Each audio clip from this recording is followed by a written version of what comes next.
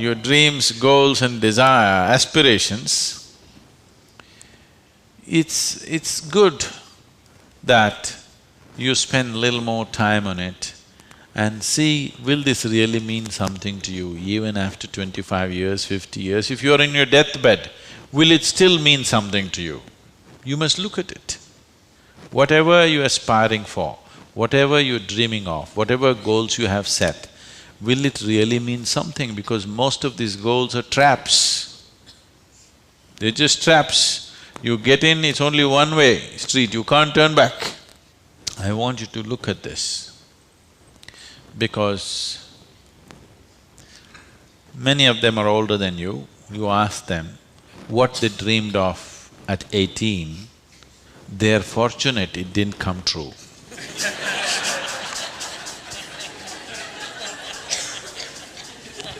Yes or no? If everything that you desired and dreamed came true in your life, could you live with it? Fortunately, many of those things got filtered and never came true, isn't it?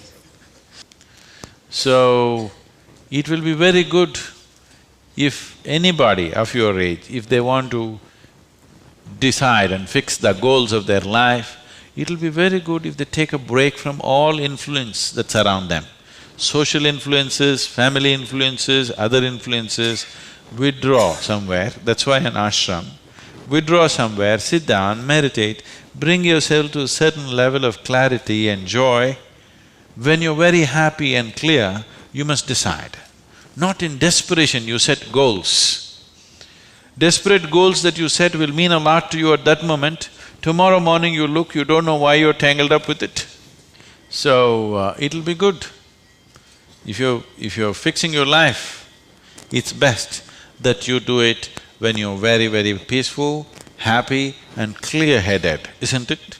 Not influenced by anything around you, simply by yourself. Sit and decide what is it that you really want to become in your life. What is it that will be of enduring value for you, not for somebody else, for you. And you don't have to build a personality for that, you strive for that. The necessary persona will come. You must understand what a personality is. The word personality comes from the word persona. Persona means in Greek or in Latin, I'm sorry, is a mask. This is a mask that they used to use in old theaters. Now, the same people will be playing many roles. Let's say Ramayana is happening. You have to play Rama's role also and Sita's role also and Lakshman's role also. For everything there's one mask. You hold this mask and speak like Rama, keep it down.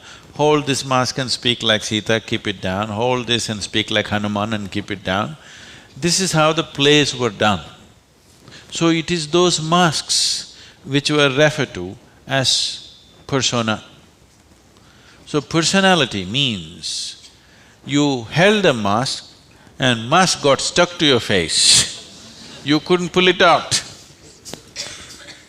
That means you have a personality. Personality is something that people are trying to develop because they have no sense of being. Instead of the real thing, you're trying to concretize the fake thing. If you are in touch with your being, why do you want a personality? It's not necessary. You can be a different kind of personality in different places.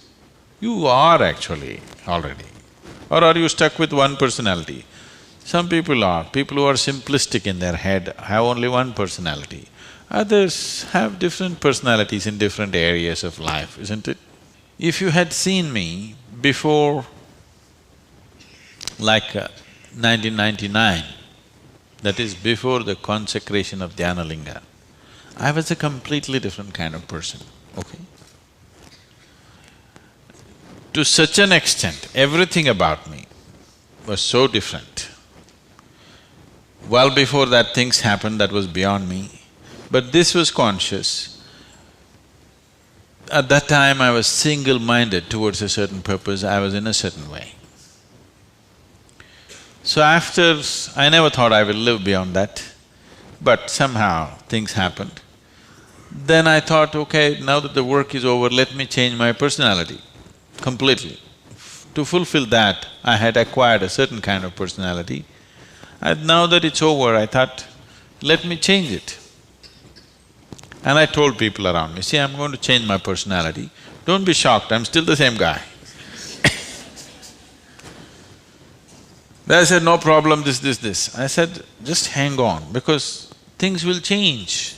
Everything about me will change, the way I operate will change, the way I speak will change, the way I dress will change, the way I do, everything will change.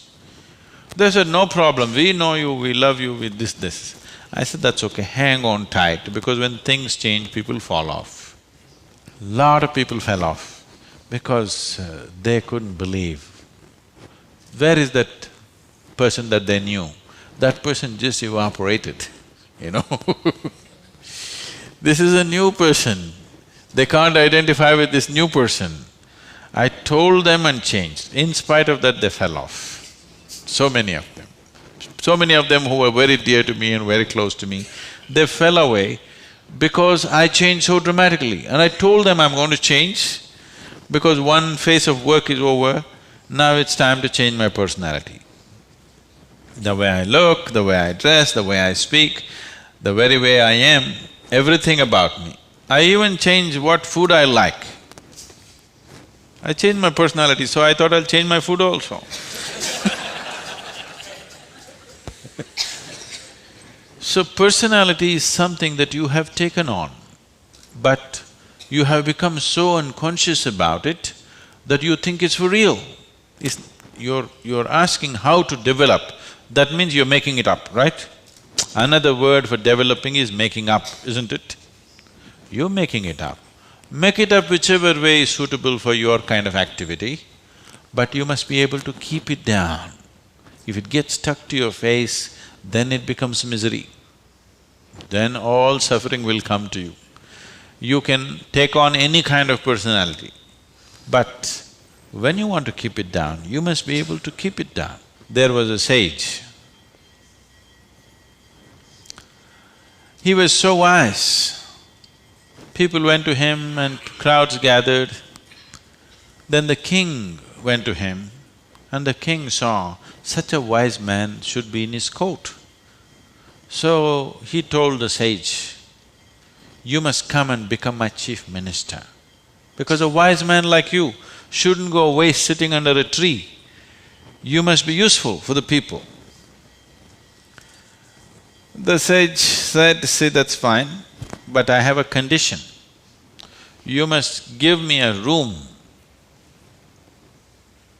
in your palace where I will spend every day 1 hour.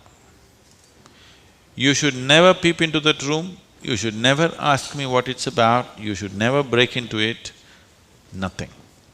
This room should be left unexplored by yourself, your servants, your secret agents and everybody. King thought, that's not a problem. What's the problem with me? You want your room, why do I want to look into your room? Take it. Then whenever any important meeting is to come, this man who's sage, now who's become a minister, so he's wearing appropriate clothes for the palace, but he goes in to this room and locks himself for 1 hour and comes out. A few months and years passed, but then after that, king's curiosity, it even got us to Mars. He wants to know what the hell is he doing inside. So rumor started all around, oh, he's doing something, he's got somebody inside, maybe he's an enemy agent, he suddenly landed here, what is he doing there, what is he doing there? Everybody, the whole palace started buzzing around with what is he doing in this room. Everybody wants to see what's in the room, but it's always locked, he goes in, spends time there and comes out. Especially when something important is to be done, he goes in. All kinds of rumors happened. So, One day, king couldn't hold it. King asked this man, "I want to see what's in that room." He said, "Well, there's a promise you've given me. If you break the promise, I will leave." So he contained it. He doesn't want to lose the man. He's too wise. And then his other courtiers started talking, "How can you allow this? We don't know what's happening inside. It could be dangerous, it could be this, it could be that." One day when he was not there, they broke open the door and went inside. They looked around, the room is empty, no furniture, no nothing, just empty room. They looked, nothing. Then what does he do here? Then in one corner they saw very, worn out clothing hanging there and a begging bowl. They went. They couldn't make out what this is. Then he came in. He said, "Well, you wanted to see, you have seen."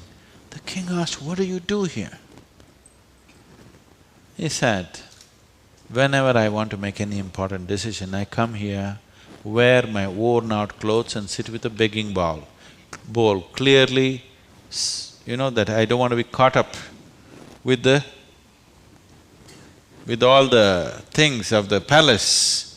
I want my wisdom not to be lost in these clothes and in this jewelry and in this stuff. So I come here, wear those clothes, sit with my begging bowl, make the decisions and then come out. Now you've broken the promise," and he left. So, this is what meditation is for you. Every day when you sit, you strip yourself down. You don't have to do anything about it. If you sit there simply, see, anything that's made up needs constant support from you, isn't it? See, suppose you tell a lie. It needs constant support to keep it up, isn't it? But if something is true, you can even forget it, but it's still there, isn't it? You understand what I'm saying? If something is true, even if you forget it, it's still there, no problem. But if it's a lie, you have to keep it up. Your personality is a lie. Your being, your existence is the truth. You don't have to keep this up. This will be anywhere there. What you make up for the sake of the society, to function in the society, you need a certain kind of makeup. You must be able to keep it down. If you're going to bed fully made up, then something wrong with you.